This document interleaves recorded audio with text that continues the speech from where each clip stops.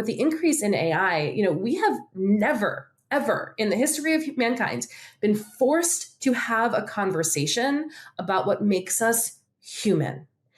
And that conversation needs to be happening at like full volume right now, especially in our classrooms, because with this disconnect from ourselves that doesn't seem to be getting any better, we're losing who we are.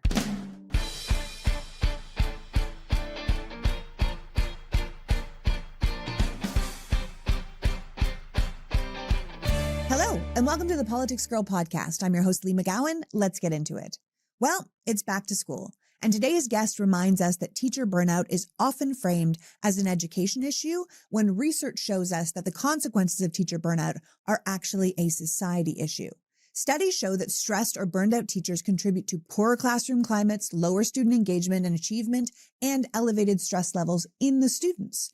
The emotional well-being of our teachers may seem like some woke talking point, but it actually directly shapes the emotional and developmental well-being of our children during their formative years. We have to ask ourselves what happens to a society when the adults responsible for educating and emotionally regulating the next generation are operating in survival mode. Today, I have the pleasure of talking to Dr. Jen Rafferty, PhD, the author of The Empowered Educator, which came out this summer, in which Jennifer argues that teacher wellness is actually foundational for healthy classrooms, healthy communities, and by extension, healthy societies. Her work focuses on practical, inside-out strategies that help educators regulate stress, rebuild resilience, and remain in the profession rather than leaving in droves. This ultimately benefits all of us. And I'm telling you, this is such a fascinating conversation, whether you are an educator or a parent or not. So without further ado, please welcome my guest, author, speaker, and the founder of The Empowered Educator, Dr. Jen Rafferty. Welcome, Jen. Thank you so much for having me. It's great to be here. Oh, thanks for coming. I think this is the perfect time to be talking about education as all of our kids head back to school. Yes. You have a PhD in educational psychology, degrees in music and education, certifications in emotional intelligence, neuroidentity, which you might need to explain to me, but you are also a TEDx speaker and you have your own podcast about unlocking teaching potential. And of course, you're the author of this new book, The Empowered Educator. The heart of your work tends to be around the well-being of a school being dependent on the well-being of its educators. So could you expand on that for us, please? Sure. Let's kind of zoom out a little bit. Since COVID, I think there's been a big shift in conversation about well-being. We didn't even have language for this 6 years ago, but before COVID happened. And it kind of started back in, circa 2019 around character education, which was really important for kids. Character traits like honesty and positivity and empathy and this push for teaching kids language around these character traits that are important to have, which kind of gave a bigger picture to what education was meant to be, instead of just reading, writing, arithmetic, facts, those kinds of things, but also like, how do we be a good citizen? How do we engage in good human strategies just to be a successful person in this world? No, that's really important. I remember my son's school did a whole, the whole child thing. And then they made the integrity steps, right? So it was like integrity, honesty, courage, like that kind of thing. I think that was a big push. I think you're right about that. And I'm sure a lot of people have seen that in their schools as well. Absolutely. And that was really important. And I remember right before, I would probably say in like even 2019-ish, maybe the end of 2018 school year, I was in this meeting and it was, okay, we're having this new initiative now, guys, which I'm sure there was an acronym for that too.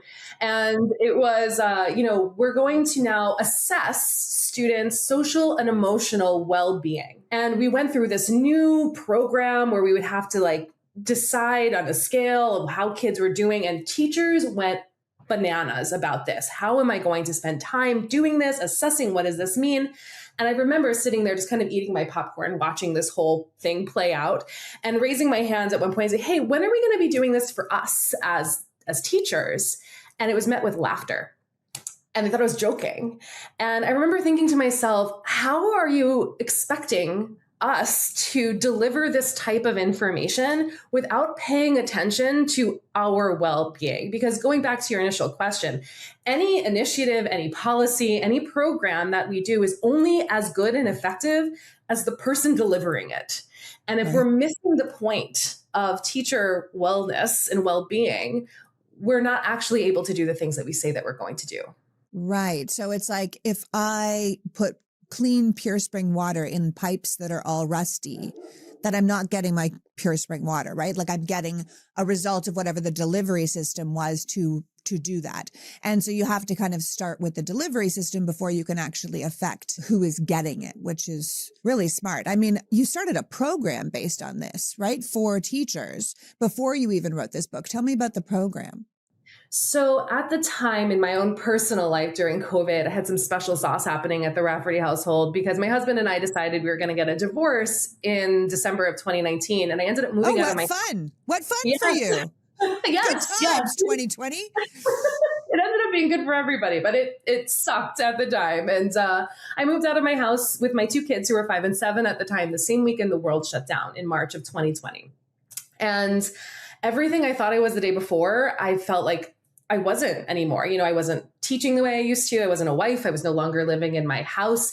Singing itself, if you remember, in those early days of COVID was very scary. It was killing people. And so as a music teacher, I was just, everything was gone, it felt like. So I had this crossroads and this reckoning where I had to really decide who I was, just Jen, without all of these roles that I played, and who did I want to be and bridge the gap. So I continued down this path of studying cognitive neuroscience, which I always thought was so cool. I was a middle school teacher, and adolescent brains are wildly.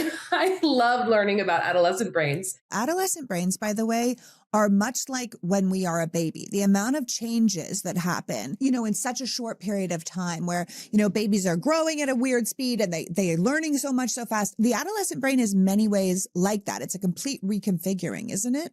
Oh, 100%. It is often described like that. That comparison is completely accurate. It's just not as overt. We don't see it, as babies. We, put little bumpers on all of the corners. We want them to hurt themselves. We make sure all their food is all mashed up. But as they're teenagers, we're like, you're fine. But there are all of these changes happening inside of them. And as a middle school teacher, I thought that was fascinating. So I really leaned into the research about adolescent brain development. And so it just kind of led me to this point where I was like, oh, right, I have a brain too. I wonder if I learned more about my brain, it could kind of help me go through this really difficult time. So I started my PhD in educational psychology during that time while I was homeschooling my kids, by the way. And then I leaned into getting my certification in neuroidentity evolution and emotional intelligence and realized teacher burnout wasn't anything new. I couldn't ignore it anymore. Nobody could. And remember that moment in time, it was like 5 minutes where everyone was like, we love you, teachers. Yeah. I don't know what happened to listen, that. I'm going to tell you, Jen, honestly, I think a lot of us learned that we don't have what it takes to be teachers during the pandemic, right? When our children were supposed to be homeschooled or we were doing school online, and we realized how completely out of our depth we were to be educators, that how much we appreciated what teachers did. And like you said, unfortunately, it was a blip. We did the same thing with the medical community, and now we're tearing down science. Like we were like, we love you and we're going to bang pans. And now we're like, I don't know, you might be lying. I don't understand the scientific method, so I'm going to say it's fake. Science. Like, it's ridiculous. No, educators are incredibly important. In the back of our heads, we understand that, but we often sort of ignore it when it comes back to it. 100%. And I'm still trying to figure that piece of the puzzle out, but I'm getting close, I think, to kind of understanding why that is. But in the meantime, I figured what a better way to help our world, our society, than going back to your metaphor, focusing on those rusty pipes. Right? How do we focus our attention on the inputs? If we want better outputs, we need to nourish inputs. And where's our linchpin? It is the people who are teaching our children. And if they are completely burned out, worn out, frustrated, exhausted, overwhelmed, how are our students and our kids being affected by their experience in the classrooms? And how do we make that better? We stop leapfrogging over the adults and teaching character education and social emotional learning to the kids. We can still do that, but we need to actually focus on the adults in those spaces who are planting the seeds for this foundation. That does seem to make a whole lot of sense. I mean, the goal when I'm looking at your research and when I'm looking at your work seems to be trying to find a way for teachers to enjoy teaching again and still have energy left at the end of the day for their own lives. And this seems important for people who lead schools as well, not only for staff retention, that their staff aren't completely burning out, but for those who want calmer, educational environments, better results from the students. I mean, I'm looking at people who have gone through your program that people can check out online. And it seems to have great statistical results. Like 73% of people who went through it, report fewer student behavior escalations after working with you. 79% felt more energized and engaged at the start of the workday. 87% saw positive changes in their classroom. Like, this is all really good stuff. I mean, the full title of the book that you've just written is The Empowered Educator, 10 Lessons to Prevent Burnout, Reclaim Your Joy, and Unlock Your Teaching Potential. Why did you feel you had to write this book? And now that it's sort of out and people are reading it, what are you seeing as a result or response to that?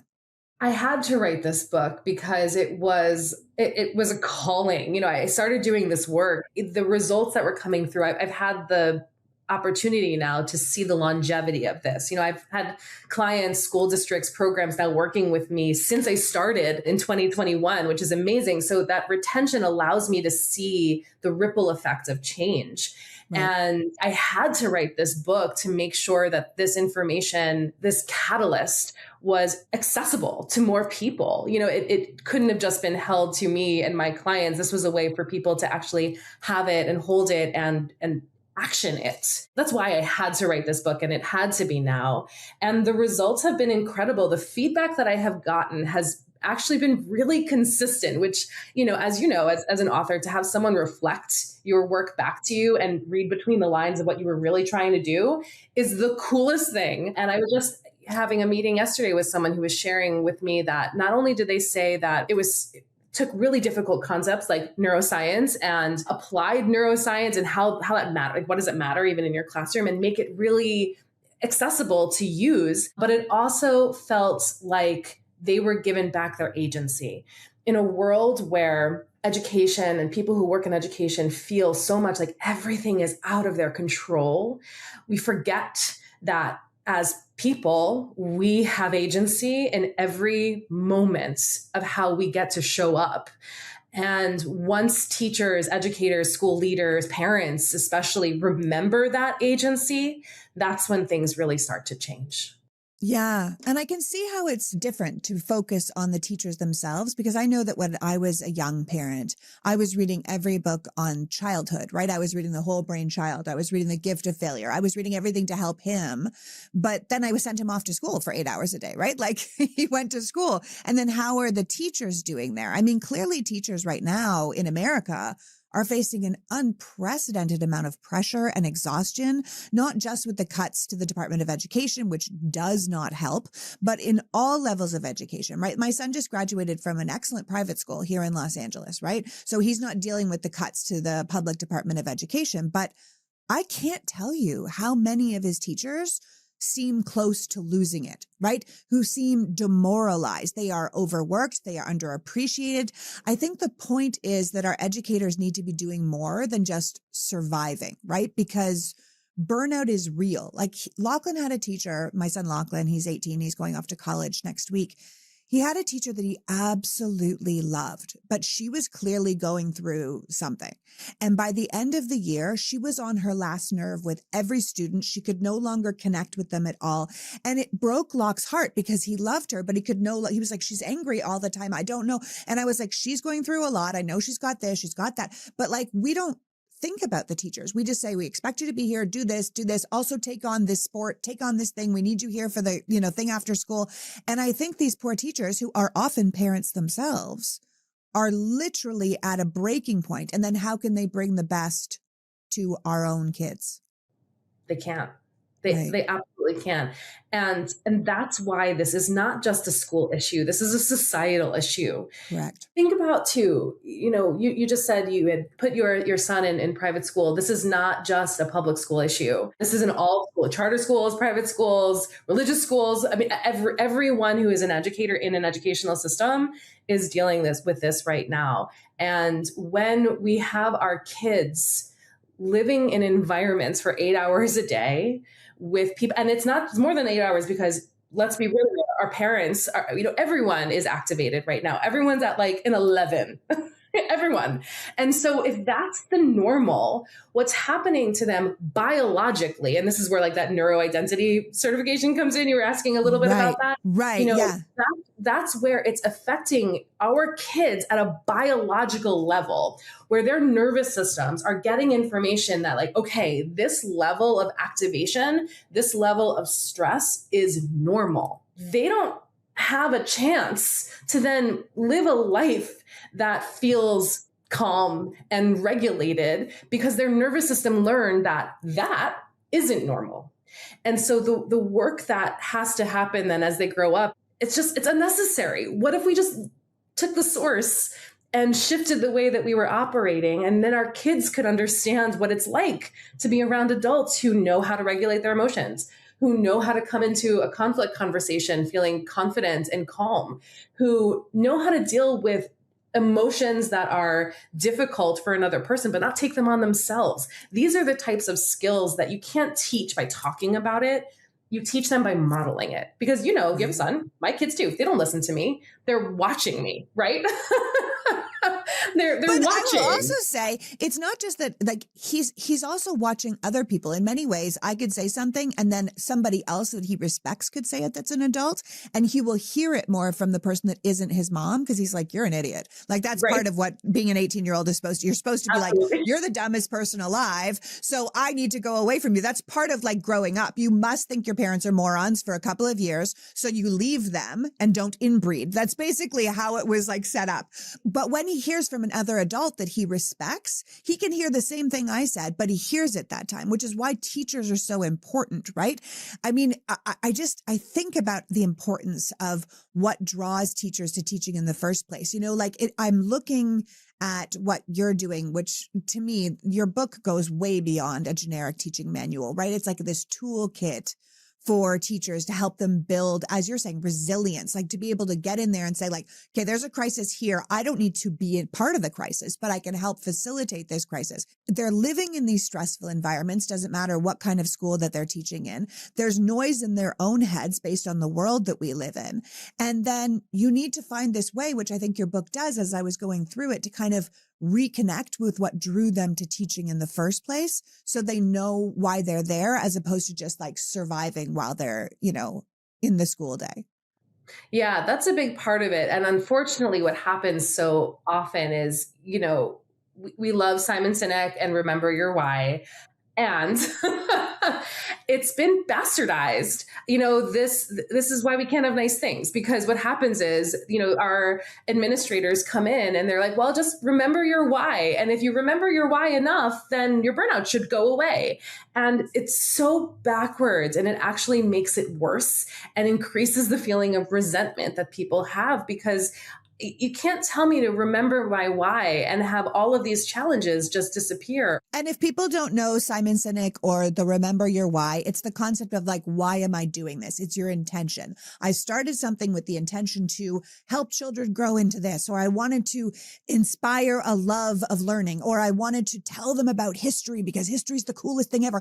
You have a why of why you got in the first place. And people say all the time, go back to your why, go back to your intention. And if you are a burned out person, you can't always do that. You can't always access that. So that it's not always accessible to people. So I think that's what Jen's talking about, in case you aren't familiar with those people. I love him and his work, and it is important. And what happens is the message gets twisted as it comes down to teachers. And unfortunately, that remember your why isn't helpful anymore. So something that I do in the book is break that down in a way to be like, I see you, I get it.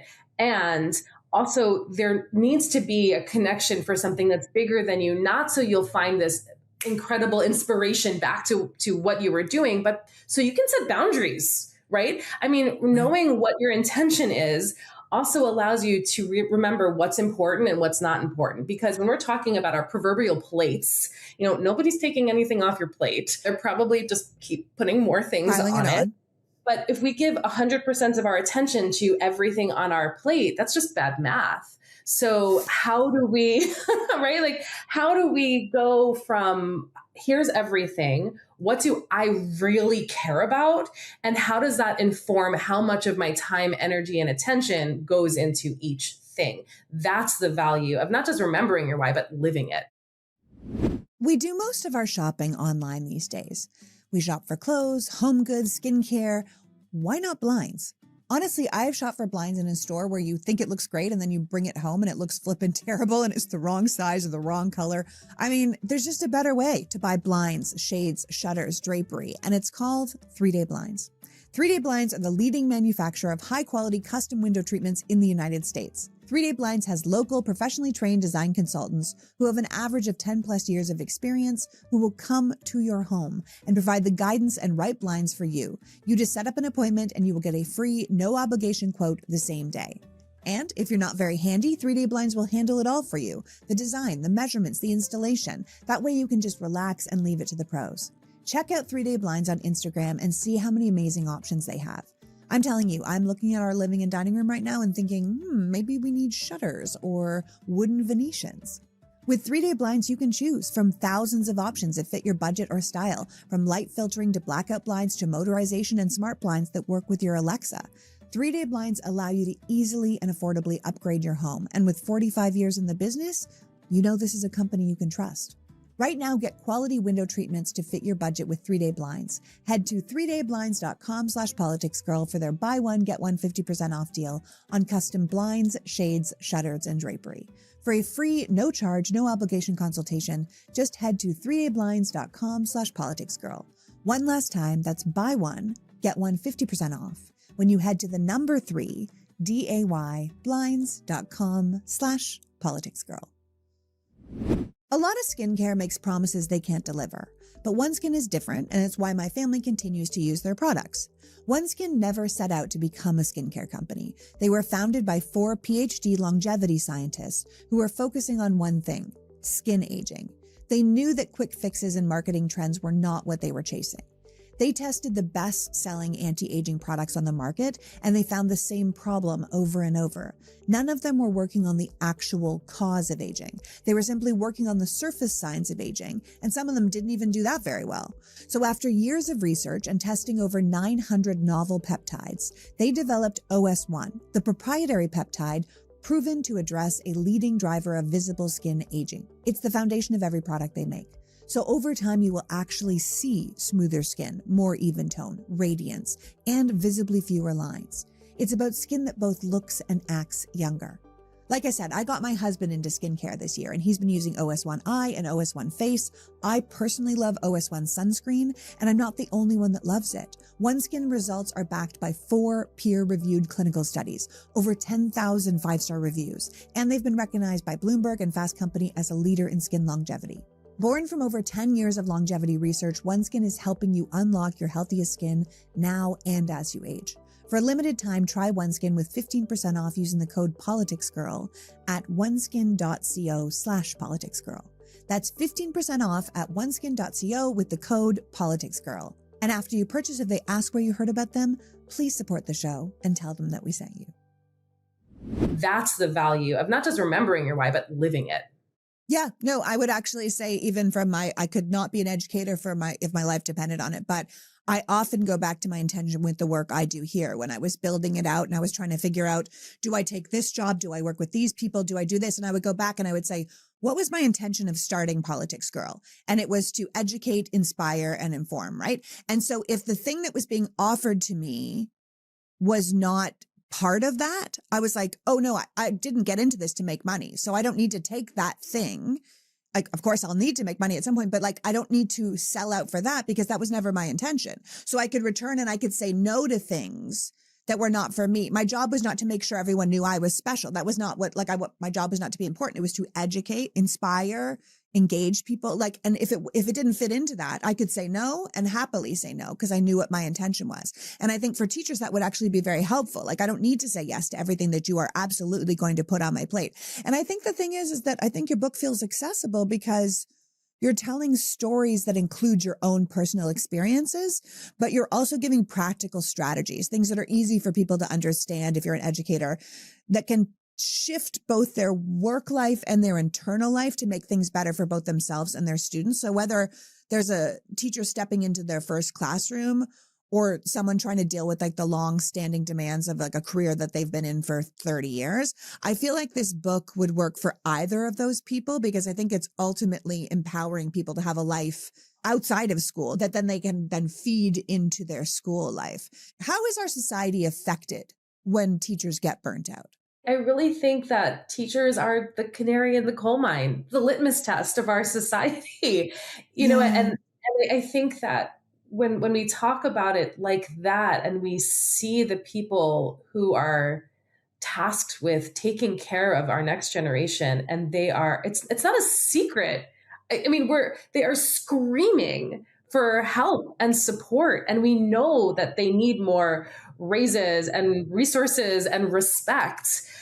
But at the end of the day, it seems as if, especially now, we're screaming into the void. Yeah. And activism in this regard is obviously extremely important. This strategy, this technique, the work that I'm doing is more of a going in through the back door. Whereas, organizations don't change until people change. And the only person that you have any agency in changing is yourself. And so while you can do the bang down the door activism, it is equally as important, and maybe even, I would say, more important, for you to do the inner work for how do you show up to the challenges that you're going to be facing. And the message that's there for society at large is just that. We're so distracted and we've forgotten this connection to ourselves, and we call it woo-woo because we don't want to do that, because sitting with yourself is uncomfortable sometimes. Yeah. And we've forgotten how to do it with the smartphones. I mean, I think that is a huge one. Like, you don't sit with your own feelings because you just pick up your phone. If you're waiting for someone, if you have like a second to yourself, you're like, I'll just scroll, and you don't sit with your feelings at all anymore. And I read a book for my son. I read a book called The Gift of Boredom. You know what I mean? Like, it is essential that we have those moments where we're introspective and we say like, ooh, what's really missing here? Like, why am I unhappy? Not just, can I fill this unhappiness with stuff and information, but like, what's happening here? Like, where did I go off track? Yeah. And those questions are uncomfortable, and your brain is inherently pain averse. So those questions are going to be challenging, and it's going to be a lot easier for you to get that hit of dopamine from your phone than actually sitting with yourself for 30 seconds to just not even answer those questions, but just acknowledge that they're there. And so that's where this inner work comes in too, because when you start to develop a sense of metacognition for you to be able to think about thinking, that's what metacognition means, understanding, okay, this is a thought that's coming through. What do I want to do with that? The more you get really good at that, the more you can decide, well, is this thought actually serving me? Is this something that I want to hang on to or not? But we have to get quiet enough and be comfortable in the discomfort. And I'll tell you, especially now, you brought up smartphones, but with the increase in AI, we have never ever in the history of mankind been forced to have a conversation about what makes us human. And that conversation needs to be happening at like full volume right now, especially in our classrooms, because with this disconnect from ourselves that doesn't seem to be getting any better, we're losing who we are and the core of who we are. And this is, I'm going to bring it back to, especially for our babies, our kids. They need to know who they are, and we can't teach them by telling them. We have to do the work ourselves. Yeah. And honestly, I've seen a couple schools and colleges too, but some high schools that are making kids write everything. They're not having any tech in the classrooms right now. They're doing experiments to see like how it works, because we are forgetting how to learn. We are forgetting how to think. And in many ways, I think that's what the tech bros want for us. They want us really stupid to be kind of mindless drones for whatever horrifying future they have in mind for us. But a lot of schools now are doing sort of a test with like, what if we have to write every test? What if you have to write the notes in this class? What if we're not using smartphones and smart pads and this kind of thing? And I think it's really interesting. I mean, going through the research, clearly burnout trickles down to the students. It feels like teacher burnout and teacher well-being might be one of the most overlooked things for us to consider to improve societal outcomes, right? Like we should have been talking about this way before, but I think almost forever, aside from, as you said, the pandemic, where we all realized we were not teachers. We were stuck with our kids and we were like, oh my God, I'm terrible at this. We've overlooked teachers for so many years because we're like, oh, well, they're complaining about the union and they have this and they have that. They got the summers off. And it's not the reality for most of these people who are doing this incredibly important job. And I think we feel it, in bits and pieces when we're like, these guys are asking for supplies for their classrooms because they don't have enough money. And then they're told by the government they can only write off $250 where we can write off private jets if you're a super executive. You know what I mean? Like we have been treating teachers miserably for years. So it's not surprising that teachers are like, flatlining mentally. It's true. And, what do we do about it? That's the thing. It's like, well, so Right. Now what? And for Now me, this is a now what? This is, okay, we can't make anybody do anything. We can't make these policies change overnight. We can't change the public opinion overnight. What can we do? We can remember our agency. And, I just kind of alluded to it briefly with this idea of metacognition. A lot of the stress and burnout that we feel, we're like actively fighting against our biology with this. And we're adding to the problem because the teachers who are experiencing this often ask, like, what's wrong with me? Why am I broken? And you're not broken. There's nothing wrong with you. You're human and your brain is actually doing exactly what it's supposed to be doing. But no one has been taught or told the skills to navigate through that. And instead of fighting against your neurobiology, lean into it. Recognize, oh, wow, I'm feeling really burnt out. That's really interesting. I've been, eating Ben and Jerry's and hanging out on TikTok for 5 hours. Like, what's up here? This is so interesting. And just have a moment of little noticing and decide, what do I want to do about this? Instead we just kind of fall into this autopilot and stay in this rut and you don't have to. And I'll tell you, as somebody who practices everything she teaches, I was that burnt out teacher. And now here I am, just a small 6 years later, as you said, a TEDx speaker, featured in Forbes, and now having this big book with Penguin Random House. I did the work. I'm not the same person I was when I was burnt out and teaching, and nobody came to save me.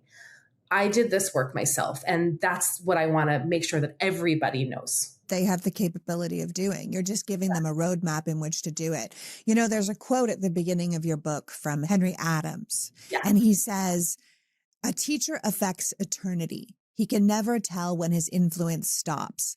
And I think that everybody has a story of a teacher like that, someone who changed their life, someone who saw them when other people don't see them.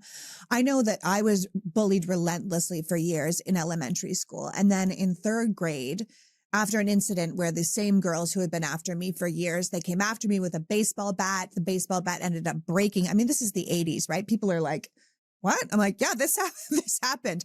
And we all ended up, the four of us ended up in front of Mrs. Wilson, and Mrs. Wilson was our third grade teacher. And the girls told the story, and there were three of them against my story. And she saw right through them. And it was the first time a teacher saw right through them. She had their number. She had been paying attention to how the dynamics were in her classroom. She knew what was up. And the same girls had done this through me through second grade. And the second grade teacher thought those girls were just darling angels, and they were nightmares. They made my life hell. And I'll never forget Mrs. Wilson seeing the truth, seeing me, this adult in school who had my back. It meant the world to me, because teaching isn't just about education, right? It's about supporting children through everything they go through while in school. And that takes real work and it takes presence. And if you're just hanging on, you can't be a Mrs. Wilson. You're going to be my second grade teacher, Mrs. Felker, who missed it all. It's a great example. And I'm sorry that happened to you. And I'm so glad that you had that teacher in your life. I mean, right. We all have these horror stories of growing up. And oftentimes it is a teacher who, like you said, who saw you. But if that teacher is exhausted and completely fried and has now had to pay for her own pencils and folders and decorations and calculators and is so resentful of even being in this room, and now you have a student saying, hey, this happened to me, how could they possibly see past their nose? Yeah. And what a life-changing experience that was for you. Yep. And what are we missing for our kids? What are those potential life-changing moments that are never going to happen because our teachers can't show up the way that Miss Yeah. Wilson did? So we are dropping our son off at college across the country this week, which means moving forward, Sean and I will only be making dinner for two. And since we aren't as concerned with making sure we have healthy, well-balanced meals the way we were when we were feeding and taking care of our child, I'm afraid we're going to just end up grazing or ordering in all the time. And that's why I am so glad we have a Cook Unity subscription. Cook Unity is the first chef-led meal delivery service that makes your meals in small batches inside local micro kitchens across the US, not factories. So every dish arrives at your home with the kind of freshness you would get at a restaurant. We're talking meals from Michelin star chefs, James Beard Award winners, and Food Network stars. The meals arrive fresh, never frozen, and can be refrigerated for up to 7 days. And the food tastes like someone just made it for you, because someone did, in a small batch, sometimes that morning. Cook Unity uses real culinary talent in real kitchens. This isn't chefs just slapping their name on a factory product. This is chefs actually doing the cooking. There are hundreds of dishes to choose from, and the menu is constantly updated. They have over 10 different dietary preferences, from low sodium and GLP-1 to gluten-free and pescatarian, and over 25 global cuisines, from Mediterranean and Korean to Mexican and Italian. You name it, they have it. The choices are split up by region, so you know you're getting fresh, local food from nearby kitchens. Right now, the West Coast has a harvest chicken breast with grape pine nut balsamic salsa that is delicious, and glass noodles with shrimp that I would literally never make for myself because I would blow it, and I'm really excited to eat both. So test what happens when real award-winning chefs make fresh, small-batch meals just for you. Go to cookunity.com/politicsgirl or enter the code politicsgirl before checkout and get 50% off your first order. That's 50% off your first order using the code politicsgirl or going to cookunity.com/politicsgirl. So, as I said last week, our darling golden doodle Chips, our best friend and pod dog, died this summer at 12 years old from liver failure. We really did everything we could, but we couldn't save him. So we brought him home for 3 days so we could have his favorite things with his favorite people, and then we could say goodbye. I'm sure everyone feels this way about their dog, but Chips really was the best dog in the world, and we are really missing him so much. One of the things I talked about a whole lot while Chips was alive was what an incredibly picky eater he was. And if you have a picky eater dog, you know it can be surprisingly stressful at mealtime. You try different brands, you put toppings on top of it. Sean even used to sit next to him and try and hand feed him. And you tell yourself, look, they're going to eat when they're hungry. But I swear our dogs know. They know the difference between real food and whatever most dog foods are made of, which is why we fed Chips Sundays for Dogs. Sundays for Dogs starts with 80% all natural meats and finishes with superfoods like kale and ginger and blueberries. They gently air dry instead of using high heat. So Sundays doesn't smell like dog food because it has no chemicals, no nutritional blends. It's just simple, complete nutrition. Sundays was founded by Dr. Tori Waxman, a veterinarian and dog parent who wanted a quality food that didn't need to go in the fridge or freezer. It required no prep. It made no mess. You get the quality of a home-cooked meal with the serve and ease of kibble. It's what dog food should be. And with over 100,000 dogs eating Sundays, let the reviews speak for themselves, especially from owners of picky eaters who have never seen their dog be committed to a food. We actually donated all of our extra Sundays to the shelter near us after Chip passed away, and they were so excited to have it. So why not add Sundays to your routine or make the switch? Go to sundaysfordogs.com/politicsgirl50 and get 50% off your first order. Or you can use the code politicsgirl50 at checkout. That's 50% off your first order at sundaysfordogs.com/politicsgirl50. sundaysfordogs.com/politicsgirl50 or use the code politicsgirl50 at checkout. Well, it's back to school. And I don't care if you're not in school anymore, back to school comes with new clothes. But nowadays, we have to be really careful that we don't spend too much money on new clothes, which is why I love Quince. Because Quince proves you can hit the reset without breaking the bank. Quince specializes in effortless, high-quality essentials, with the idea being that you don't need a crowded closet to look amazing. You need the right pieces with the right fabric built to last. I spent all summer in Quince's linen shirts, especially their blue oversized boyfriend shirt, their silk maxi skirt, and a brown leather belt that I rarely took off. Everything at Quince is priced 50 to 80% less than similar brands. They work directly with ethical factories to cut out the middleman so you pay for the quality and not the brand markup. And Quince doesn't just have apparel. They do everything from hotel quality bedding and bath to kitchen essentials and thoughtfully designed furniture. So upgrade your everyday by going to quince.com/politicsgirl for free shipping on your order and 365 days of returns. Now available in Canada and the UK too. That's QUINCE.com/politicsgirl for free shipping and 365 days of returns. Quince.com/politicsgirl. What are those potential life-changing moments that are never going to happen because our teachers can't show up the way that Miss Wilson did?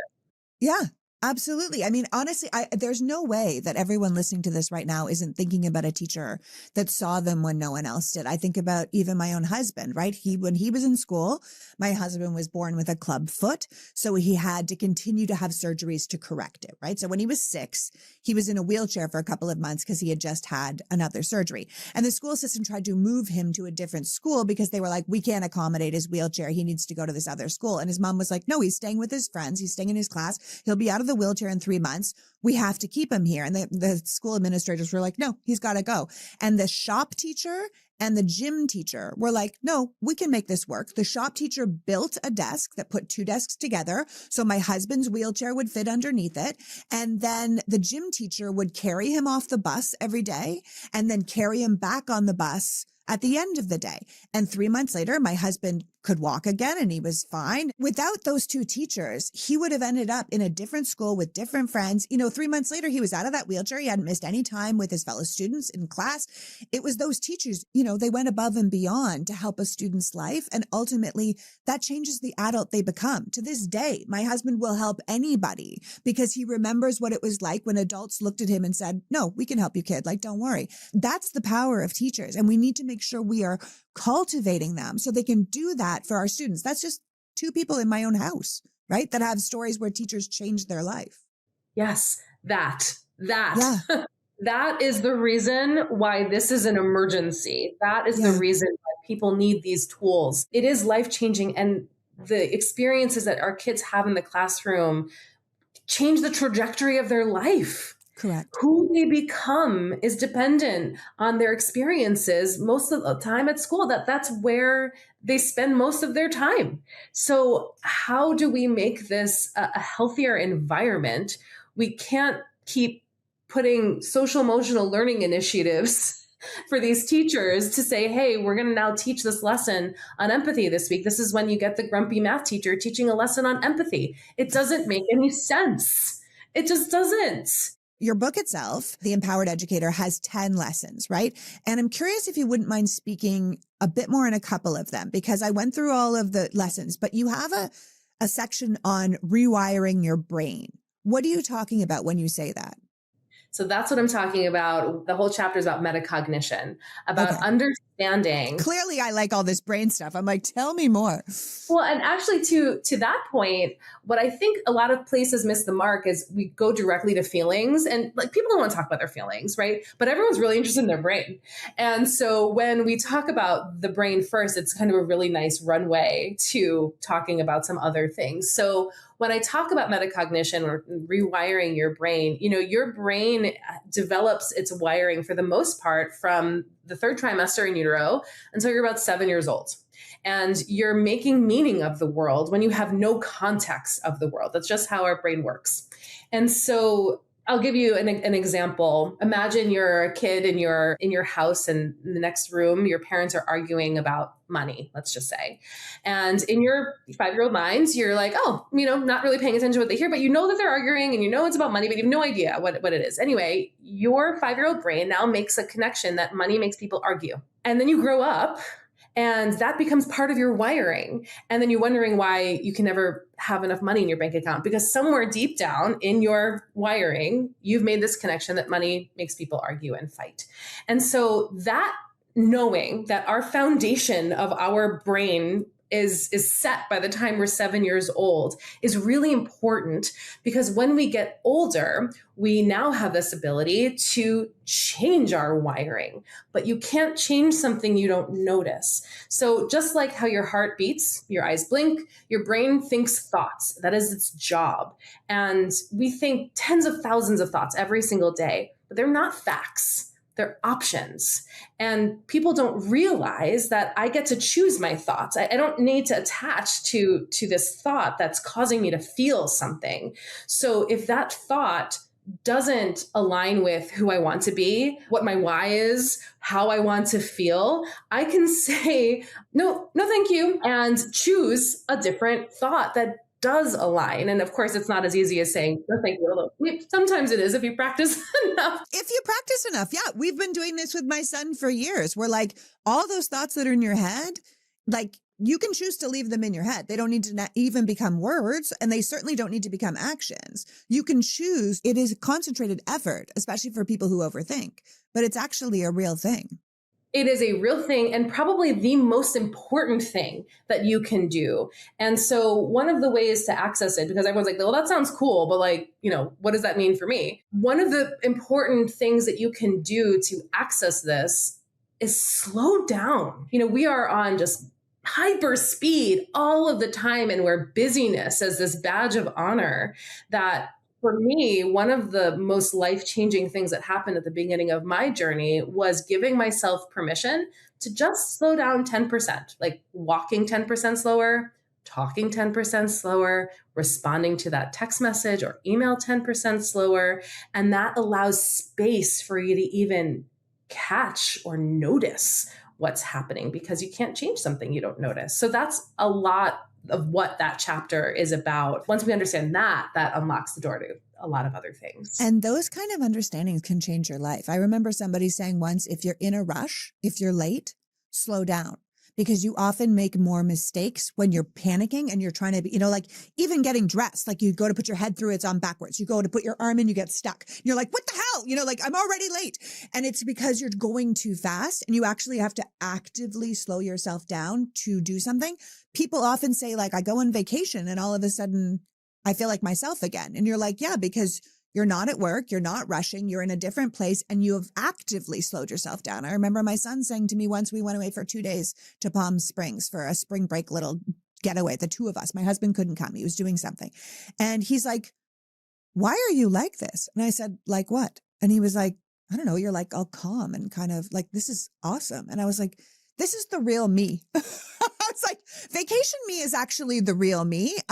She just doesn't get to exist most of the time because I'm too busy trying to get it all accomplished. But like, we're away for 2 days. No one's expecting anything from me. And like, this is who I really am. And I remember thinking like, oh God, my child's looking at me like, who are you? This person is awesome. And I was like, oh, but I think that happens to a lot of us. It sure does. And what if you could be that person all of the time? That's really what this is, because she exists clearly. And how do we cultivate that in times that feel high stakes? Because look, at the end of the day, no one gets out of here alive. I mean, this is just how this is. And so how are we being? We're not human doings. We're human beings. And we are focused so much on the doing that we just forget who we are. We forget who we're being. And that's the piece of humanity. During my dissertation work, Lee, I heard so often in the data as I was doing interviews that I just want to feel human. I just want a piece of that humanity to be part of what I do every day. And to hear that coming from educators was profoundly heartbreaking, because if we have lost perceivably all of our humanity from the people who I was interviewing in these places where we're developing little humans, something is very wrong. And that connection back to self has to start with everyone individually. It just does. There's another chapter in your book that talks about designing the life you've always wanted, experiencing wellness that lasts. I mean, obviously the book goes well beyond teaching. And I think that that's important because we have, like you're saying, we have to start with the humanity in it, the being person who can then bring things to other people. Another piece of this too is who you are is not what you do. So often I hear, and I did the same thing, and I'm sure you experienced this in your work, and perhaps this is part of your story too. But who I was as a teacher became who I was as a person. When someone said, introduce yourself, I often started with, oh, well, I'm a teacher. That was an identity that I held very close to my heart. But what happens is when things go wrong in that arena, it becomes personal. And that is not necessarily how it needs to be at all. Yeah. I was given a gift of that time during COVID to discover, who was I? I alluded to it before, when I was just Jen, when I wasn't a teacher, when I wasn't a researcher, when I wasn't a wife, when my kids were then at their dad's for half the time.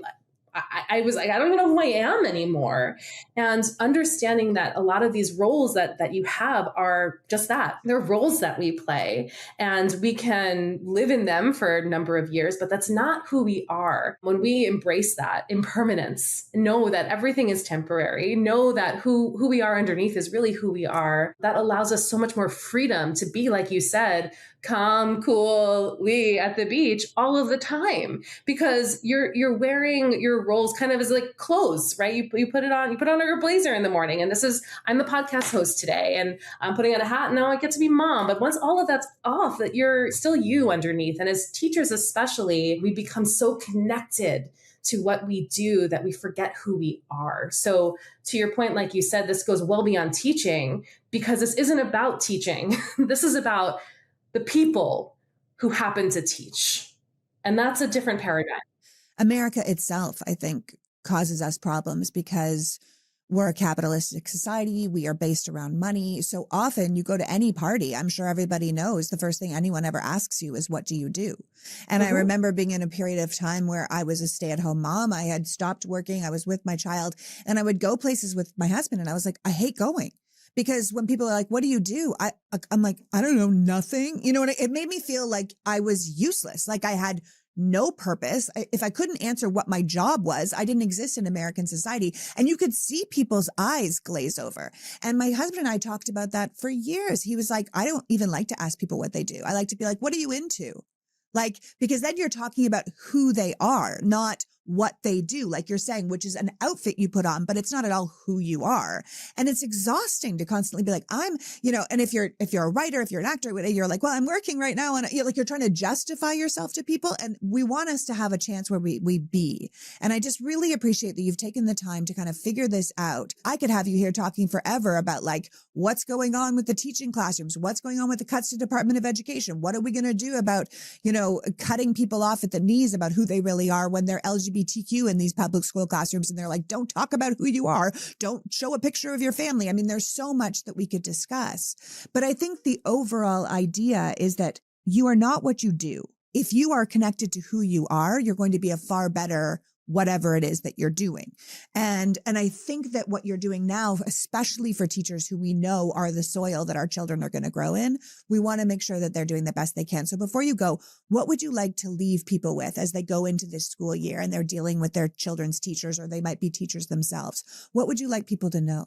The most generous thing you can do for the people in your life, and if you're a teacher, for your students, for your parent, for your kids, the most generous thing you can do is take care of yourself. And that feels so radical. And, for me, having experience with now thousands of teachers, when I say that, it often, there's so much resistance to that. But truly, when you're better, everyone's better. The well-being of your classroom, the well-being of your household, the well-being of your relationships are dependent on your well-being. And it doesn't come from buying a new product or getting your hair done don't get me wrong, like I love new things. I love getting my hair done. And yeah. I got to stay blonde. She's old now. This is important stuff. All of that's great. And that's not going to support you in the way that you want to be in this world.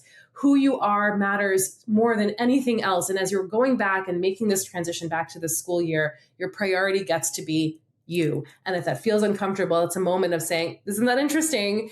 And having some slow down time to explore that. That's what's going to make all of the difference. Yeah, if you're settled, then you bring that to other people. You can be teaching from the same perspective I was on Palm Springs vacation, from Yeah. yourself first, where everyone's like, you're great. You're like, I know. Yeah. Look It's at like me. when Harry met Sally, I'll have what she's having. Yes, please. I want everyone to Yes. have what she's having. Yes. Yes, please. Okay, so please tell people how they can follow your work, sign up for your programs, or buy your book. Sure. So empowerededucator.com is the best place to go for all of those things, program, book, and I am most active on Instagram at Jen Rafferty _.